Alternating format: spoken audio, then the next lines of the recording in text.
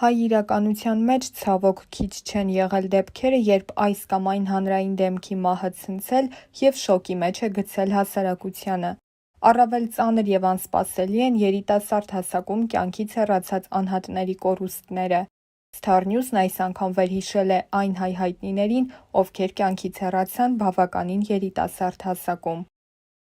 Երգիչ, երգահան Հայկոյի մահը թերևս վերջին տարիների ամենամեծ կորուստներից էր հայ իրականության մեջ։ 2021 թվականի սեպտեմբերի 22-ին նրա նախկին կինը, երգչուհի և դիզայներ Անահիտ Սիմոնյանը ֆեյսբուքյան իր էջում գրել էր, որ ծանր օրեր են իրենց ընտանիքի համար։ Հայկոն առողջական խնդիր ունի՝ կապված քովիդի հետ, սակայն վիճակն այս պահին կայուն է։ Այդ պահից սկսած մի քանի օր երգչի առողջական վիճակում փոփոխություններ չէին նկատվում, սակայն համացանցում պարբերաբար նրա մահվան մասին լուրեր էին շրջանառվում, որոնք սակայն հերքվում էին։ Հայկոն մահացավ կյանքի 48-րդ տարում 2021 թվականի սեպտեմբերի 29-ին։ Հայկոյի մահվան առթիվ ցավակցական հեռագիր էր հղել Հայաստանի Հանրապետության վարչապետ Նիկոլ Փաշինյանը, ընդգծելով, որ երգչի հեղինակած ռոմանսները հայ երգարվեստի հարուստ ժառանգության մեջ զբաղեցնում են իրենց ուրույն տեղը։ Նիկոլ Փաշինյանը շեշտել էր. Հայկոյի երաժշտությունը հնչել է նաև հայկական ժամանակակից մի շարք ֆիլմերում, որոնք մեծապես նպաստել են հայ կինոյի զարգացմանը։ Հայաստանի Հանրապետության նախկին նախագահ Արմեն Սարգսյանը նույնպես ցավակցական հեռագիր էր հղել։ Մեր երաժշտական աշխարհը կորցրեց մի վառ անհատականություն, որն աչքի էր ընկնում ինքնատիպությամբ ու յուրահատուկ ճաշակով, ինչի վկայությունը հանրության կողմից սիրված նրա ստեղծագործություններն են։ Հայկ Հակոբյանի երգն ու երաժշտությունը մեղեդու և հնչյունի այն երկխոսությունն էր, որ միշտ մնալու է նրա արվեստի երկրպագուների սրտերում։ Երևանի նախկին քաղաքապետ Հայկ Մարությանն էլ ֆեյսբուքյան իր էջում գրել էր. Նա գնաց ծաղկուն տարիքում, կիսատ թողնելով իր երգը։ Հայկոն ոչ միայն բարձրակարգ արտիստ էր, բարձրաճաշակ երգիչ, այլև բացառիկ երաժշտագետ էր երգարվեստում իր ուրույն ոճի կրողն ու տարածողը։ Նա սիրո երգիչ էր, հին ռոմանսների վերակենդանացնող, բայց նաև մեր ժամանակների զարկերակներ պահում իր ստեղծագործությամբ։ Նշենք, որ Երևանի մետրոպոլիտենն էլ իր հերթին հայտնել էր, որ Կարեն Դեմիրճյանի անվան Երևանի մետրոպոլիտենի բոլոր կայարաններում 2 օր հնչելու են Հայկոյի ստեղծագործությունները, ժամանակակից մի շարք ֆիլմերի սաունդթրեքները։ Ռեժիսոր Հրաչ Քեշիշյանն էլ ներկայացրել էր սոցցանցում ադրբեջանցու մեկնաբանությունը։ Վերջինս իր ցավակցությունն էր հայտնում Հայկոյի մահվան կապակցությամբ։ Ես Բաքվից եմ, Ադրբեջանից եմ և ցավ եմ ապրում։ Դուք կորցրել եք մեծ երգչի, մարդու, ցավակցում եմ։ Որքան երիտասարդներ են զոհվել, որքան ցավ կա։ Գուցե կգա մի օր, երբ այլևս չենք ուրախանա իրար ցավ տեսնելուց։ Բոլորին հաջողություն։ Մնաս բարով, Հայկո, գրել էր ադրբեջանցին։ Հայկոյի ստեղծագործական ժառանգությունը պահպանելու և հանրայնացնելու համար ստեղծվել է Հայկո Հակոբյան մշակութային հիմնադրամը, որի նախագահը երգչի եղբայրն է՝ Վահե Հակոբյանը։ 2022 թվականի օգոստոսի 25-ին Հայկոյի ծննդյան օրը Երևանի Կարեն Դեմիրճյանի անվան մարզահամերգային համալիրում մեծ համերգ էր կազմակերպվել, որի ընթացքում երգչի ընկերները կատարել են Հայկոյի երգերը, հնչել են նրա ստեղծագործությունները։ Նշենք, որ Հայկոյի մի քանի կատարումներ էլ հրապարակվեցին միայն նրա մահից հետո։ Հայկոյի մահվան առաջին տարելիցին Երևանի քաղաքային Պանթեոնում տեղադրվեց նրա արձանը։ Հեռուստալրագրող Արմինե Ճաղարյանի մահը անսպասելի և ծանր ընդունվեց հասարակության կողմից։ Նախորդ տարի 2022 թվականի մայիսի 9-ին ժամը 15:48-ի սահմաններում Շանթ հեռուստաընկերության ճամպրուկս ու ես հաղորդման հաղորդավարուհի Արմինե Ճաղարյանը գործընկերների հետ լաստանավի վրա նկարահանումներ կատարելիս ընկել էր դեպետ գետն ու խեղդամահ եղել։ Փրկարարներն Ալավերդի քաղաքի Սանահին կայարանի մոտակայքից դեպետ գետից անգիտակից վիճակում դուրս էին բերել Արմինե Ճաղարյանին և մոտեցրել շտապօգնության ավտոմեքենային։ Նա հոսպիտալացվել էր Ալավերդի բժշկական կենտրոնում, որտեղ արձանագրվել էր նրա մահը։ Նրա ողբերգական մահվան առթիվ Հայաստանի Հանրապետության Լոռու մարզի դատախազությունում Լոռու մարզային վարչությունում նախապատրաստված նյութերի հիման վրա հարուցվել էր քրեական գործ։ Հայաստանի Հանրապետության քրեական օրենսգրքի 279-րդ հոդվածի 2-րդ մասի 3-րդ կետի հատկանիշներով, այն է, անվտանգության պահանջներին չհամապատասխանող ապրանքներ թողարկելը կամ իրացնելը, աշխատանքներ կատարելը կամ ծառայություններ մատուցելը, որն անզգուշությամբ առաջացրել է մարդու մահ։ Արմինե Ճաղարյանը նկարահանող խմբի և Rafting-in Armenia ընկերության աշխատակիցների հետ դեբետ գետում էր Rafting-ի մասին թողարկում պատրաստելու նպատակով։ Նյուզայեմի հետ զրույցում հաղորդման ռեժիսոր Հակոբ Կարամֆիլյանը պատմել էր, որ իրենց Rafting-in Armenia ընկերությունից նախօրոք զգուշացրել էին եղանակային վատ պայմանների մասին, սակայն հետո նշել, թե կարող են գալ։ Նավակում 7 հոգով էինք, նկարահանող խմբից 3 հոգով էինք, 4-ը Rafting-ի աշխատակիցներն էին։ Գետի վրա էինք մոտ 15 րոպե, գետի մեջտեղում քար կար։ Նավարկության ընթացքում այդ քարին կպանք նավակը թեքվեց, Արմինեն ընկավ ջուրը, հետո ես ընկա ջուրը, իրեն միանգամից գետը տարավ, ես կարողացա մի կերպ դուրս գալ, ամուսինը թռավ գետը, որ փրկի Արմինեին, հետևից թռան հրահանգավորող աշխատակիցները, բայց նրանց այդպես էլ չհաջողվեց փրկել Արմինեին։ Գետը արագ էր հոսում, վայրկյանների ընթացքում հեռացնում էր Արմինեին, մոտ 10 կիլոմետր քշել էր, նրան Ալավերդիում փրկարարները հանեցին ջրից, նշել էր ռեժիսորը։ Իր վերջին հարցազրույցներից մեկում Արմինեի ամուսինը, դերասան, հումորիստ և սցենարիստ Վահե Խաչատրյանը, խոսելով ողբերգական դեպքի և դրան հետևած մեկնաբանությունների մասին, նշել էր. «Կցանկանամ, որ իր մասին մարդիկ ավելի շատ իմանան, ինչպիսի արժեհամակարգի տեր մարդ է։ Փաստը այն է, որ ինքը հիմա չկա, բայց իմ ցավը չեն հարգում ու գրում են, ոնց է կարողանում մտնի հումորի մեջ, ինչ-որ վատ, պրիմիտիվ բաներ են գրում։ Լավ, եկեք, հարց չկա, ոնց ապրեմ, երկու ելք կա, կամ պիտի ապրեմ, կամ չապրեմ, ոնց անենք։ Շատ հնարավոր է մի կին իմ մասին վատ բան գրի, որ թոռանը սիրելով գրում ա, բայց ես անգամ երեխա չեմ ունենալու, բայց ինքը տենց գրելու է»։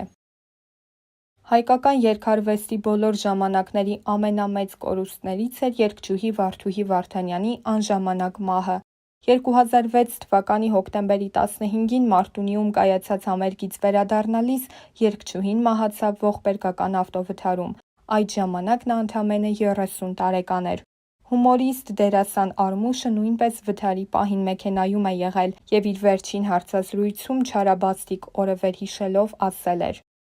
«Թութուշը ինձ տարել էր, որ ես մեքենան վարեի, որովհետև Վարդուհին առավոտները արթնանալու խնդիր ուներ։ Մի օր առաջ պայմանավորվել էինք, որ ես պիտի գամ իրեն վերցնեմ, տանեմ Մարտունի, համերգի, ու ինքը մեքենայում քնի։ Ես հետո եմ իմանում Վարդուհու մամայից, որ ինքը էդ օրը իրանով ա արթնացել ու շատ շուտ։ Ես գնացի առավոտ շուտ, Եղիշն էլ էր եկել, զանգեցինք, իջավ ու ասեց ես քշեմ, ասեցի էլխի ես ինձ բերել, ասեց գնանք հետ գալուց դու կքշես ու գնացինք, հասանք, երգեց, վերջում էլ ասեց ես բոլորիդ շատ եմ սիրում։ Ծափեր հնչեցին, թեթև անձրև էր գալիս, ես արդեն դուրսն էի, ղեկին նստած սպասում էի, եկավ ասեց, որ ինքը քշի, ես էլ ասեցի հենա կմնայի տունը կքնեի, ես ինձ բերել հասցրել ստեղ, ասեց նենց հավես ունեմ, ու ես գնացի հետևը նստեցի ու քնեցի։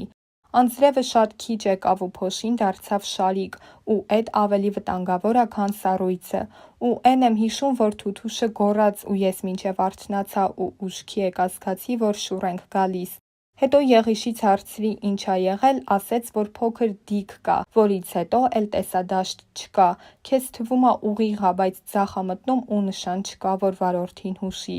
Վթարից հետո 3 ամիս պառկած եմ եղել, իսկ Վարդուհու մահվան մասին իմացել եմ 3-րդ թե 4-րդ օրը հիվանդանոցում, ես մինչև վերջ հավատում էի, որ իրան ոչ մի բան չի եղել, նշել էր Արմուշը։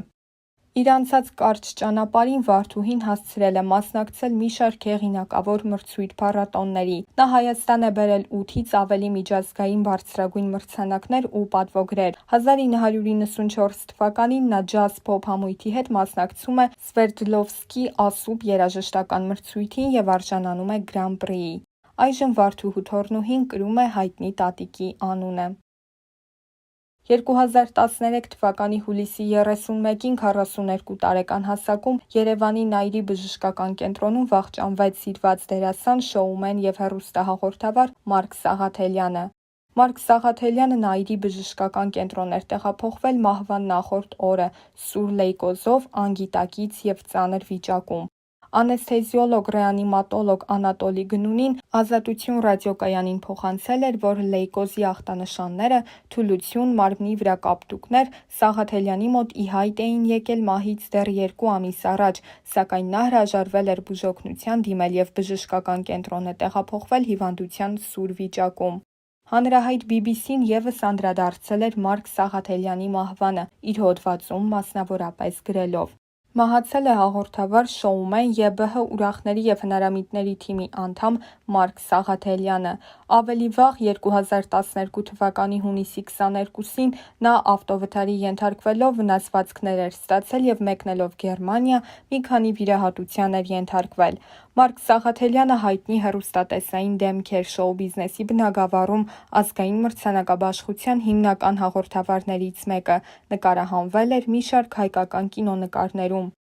Ժամանակին բժշկական ինստիտուտի ուսանողի համար ճակատագրական դարձավ ուրախների և հնարամիտների թիմի կազմում ընդգրկվելը։ Հենց այդ ժամանակ նախանշվեց նրա հետագա ճանապարհը։ Մարկ Սաղաթելյանը եղել է մի քանի նախագծերի սցենարի համահեղինակը և դերակատարը՝ Թույն կասետ, Ուրիշ կասետ, 220 վոլտ, խաղացել է Մեր բակը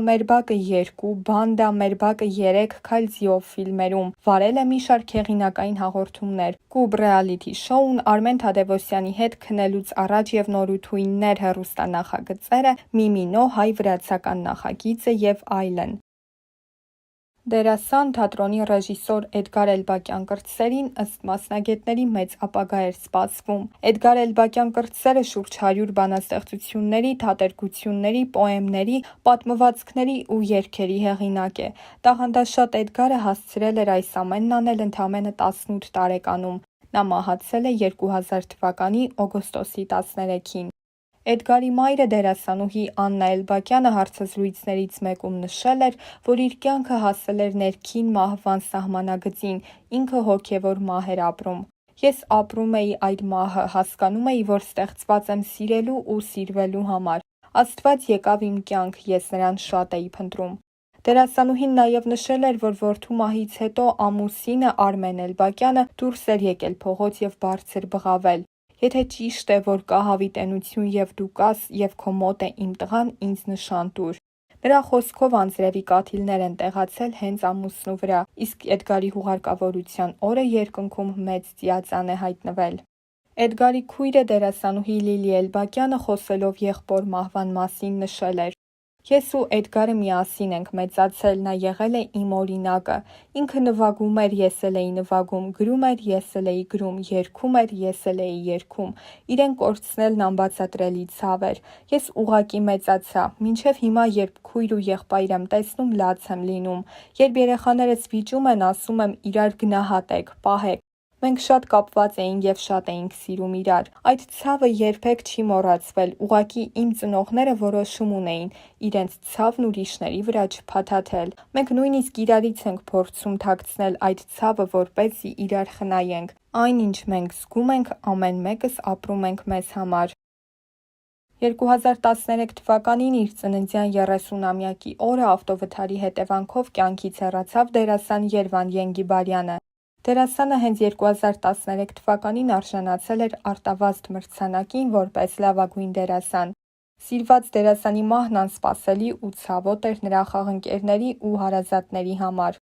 Այս պահին ինձ մոտ մեծ դադար է, հոգու դատարկություն։ Չգիտեմ ինչ կարելի է ասել այժմ, երբ չկա կյանքիդ գլխավոր իմաստը, երբ չես ապրում, այլ պարզապես գոյատևում ես, հարցազրույցներից մեկում ասել էր դերասանի մայրը Լիաննա Պողոսյանը նշելով, որ հոկտեմբերի 21-ին որդու ծննդյան օրն է, իսկ ինքը չի պատկերացնում, ոնց պիտի օրն առանց նրա անցկացնի։ Նա պատմել էր, որ որդին միշտ ստեղծագործաբար է մոտեցել իր ծնունդին, երբեք չի պլանավորել, թե ինչ պիտի անի։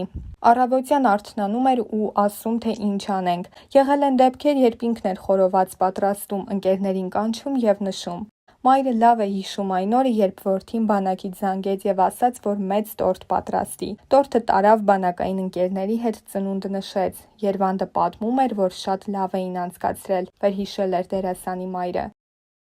2014 թվականի նոյեմբերի 1-ին 34 տարեկան հասակում Ամերիկայի Միացյալ Նահանգներում վախճանվեց դերասանուհի Հասմիկ Ղարիբյանը, ով ճանաչում էր ձեռք բերել և սիրվել «Կարգին հաղորդում» նախագծից։ Երիտասարդ դերասանուհու մահվան պատճառ էր դարձել քաղցկեղը։ Հասմիկը կյանքի վերջին տարիներն անցկացրել է Միացյալ Նահանգներում, ուր տեղափոխվել էր 2012 թվականին, ամուսնացել 2013-ին։ Ամուսինը Ներսես Աբրահամյանը երգեհոնահար Լևոն Աբրահամյանի որդին իր ֆեյսբուքյան էջում գրել էր. «Միշտ կսիրեմ քեզ կյանքս, մենք մյուս կյանքում էլ ենք միասին լինելու»։